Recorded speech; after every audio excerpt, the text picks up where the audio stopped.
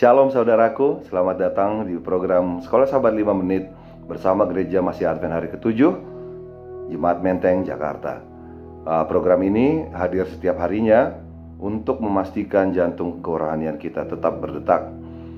Pelajaran kita sepanjang minggu ini berjudul Gelisah dan Memberontak. Kita semua tahu bahwa kegelisahan itu adalah satu ciptaan Tuhan yang bahkan binatang pun diberikan rasa kegelisahan itu dalam insting mereka yang sangat berguna untuk kita juga manusia bekerja sama dengan makhluk ciptaan Tuhan lainnya ketika mereka merasakan ada suatu bencana alam yang akan terjadi. Contohnya, untuk saudara-saudara yang mungkin pernah tinggal di dekat gunung berapi, apabila ada gunung meletus, itu binatang-binatang akan lari dari atas sebelum hal itu terjadi. Juga kita bisa melihat itu suara-suara gonggongan anjing-anjing peliharaan yang berbeda ketika mereka merasakan ada satu gempa bumi yang akan terjadi. Nah, bagaimana kita dengan manusia?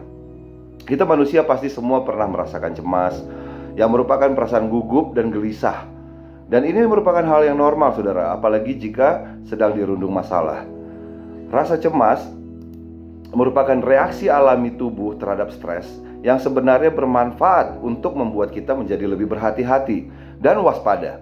Namun, kita juga harus hati-hati jika rasa cemas itu muncul secara berlebihan atau sering.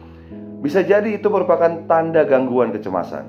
Nah, minggu ini kita akan belajar contoh kegelisahan manusia yang bukan disebabkan oleh bencana alam, tetapi oleh sikap dasar keberdosaan manusia dan kebebalan kita yang tidak mau istirahat dalam apa yang Kristus tawarkan. Ayat hafalan kita di dalam 1 Korintus 10 ayat 11 berkata, "Semuanya ini telah menimpa mereka sebagai contoh dan dituliskan untuk menjadi peringatan bagi kita yang hidup pada waktu di mana zaman akhir telah tiba." Kita yang hidup di zaman akhir diberikan kemudahan untuk mempelajari segala sesuatunya melalui contoh-contoh yang sudah dituliskan di dalam firman Tuhan.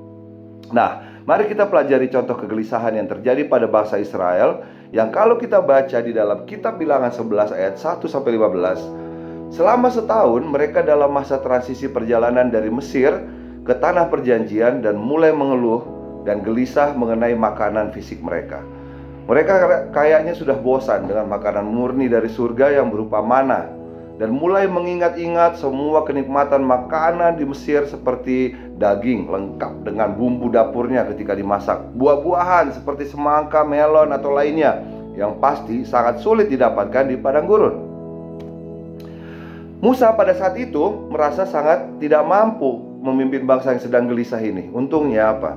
Untungnya Musa selalu berpaling kepada Tuhan untuk memberikan dia petunjuk dan kekuatan. Walau terkadang kita bisa melihat dari ucapannya Musa kepada Tuhan betapa dia sudah berputus asa. Pendek cerita, Tuhan mengabulkan permintaan bangsa Israel dengan memberikan burung puyuh sebagai makanan mereka. Tetapi saudaraku, inti dari pelajaran ini bagi kita bukanlah bagaimana kegelisahan kita membuat kita jadinya menuntut lebih kepada Tuhan dan akhirnya dikabulkan. Yang harus kita sadari dari cerita ini, kita sering berpikir bahwa apa yang kita miliki dan nikmati ketika kita masih diperbudak oleh dosa itu lebih enak daripada ketika kehidupan kita sedang diperbaharui oleh Yesus. Kita gelisah karena mungkin kita rindu akan kenikmatan kita minum-minum alkohol, berjudi, ketika kita mempermainkan sistem keuangan dan memperkaya diri. Gantinya saudara, mari kita lihat ke depan. Solusi yang sudah ditawarkan Tuhan Yesus mungkin tidak langsung kenikmatan, tetapi tempaan untuk menjadi manusia-manusia yang seutuhnya sempurna untuk nantinya masuk ke dalam tanah perjanjian. Sampai jumpa besok. Tuhan Yesus memberkati.